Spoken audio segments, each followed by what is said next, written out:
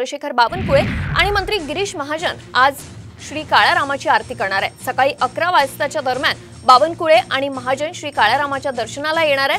मंदिरात दर्शन घेऊन ते आरती करणार आहे। भाजपची शिवसेना ठाकरे गटावर कुरघोडी करत असल्याचं देखील यामुळे म्हटलं जात आहे। तर 22 जानेवारीला अयोध्येतील राम मंदिर सोहळ्याच्या पार्श्वभूमीवर उद्धव ठाकरेंकडून करण्यात येणार आहे श्री काळारामाची आरती करण्यात येणार आहे। मात्र ठाकरेंच्या नियोजित कार्यक्रमाआधीच बावनकुळे आणि महाजन यांच्या हस्ते आज आरती होणार आहे।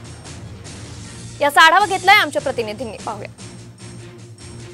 नाशिकचं प्रसिद्ध काळाराम मंदिर आता राजकारणाचा केंद्रबिंदू ठरत आहे, कारण आज नाशिकच्या या काळाराम मंदिरामध्ये भाजपचे प्रदेशाध्यक्ष चंद्रशेखर बावनकुळे आणि गिरीश महाजन यांच्याकडून काळारामाची महाआरती करण्यात येणार आहे। आणि या सगळ्या पार्श्वभूमीवर काळाराम मंदिर परिसरात आपण जर बघितलं तर संपूर्णपणे या ठिकाणी बॅनर्स जे आहे हार्दिक स्वागताचे आणि शुभेच्छांचे या सगळ्या मंदिर परिसरामध्ये बावनकुळे आणि गिरीश महाजन यांचे लागलेले आपल्याला पाहायला मिळतात। खरं तर याआधी 22 जानेवारीला उद्धव ठाकरे यांच्या हस्ते श्री काळारामाची आरती होईल आणि त्यानंतर गोदावरीची आरती त्यांच्या हस्ते करण्यात येईल अशा पद्धतीचं जाहीर करण्यात आलेलं होतं। मात्र त्याआधीच आता भाजपकडून ठाकरे गटावर कुरघोडी करण्यात आलेली आहे आणि बावनकुळे आणि गिरीश महाजन यांच्या हस्ते ही आरती जी आहे ती या ठिकाणी आज पार पडणार आहे काळारामाची। आणि त्यामुळे कुठेतरी आता रामावरून पुन्हा एकदा भाजप आणि ठाकरे गटामध्ये या ठिकाणी आपल्याला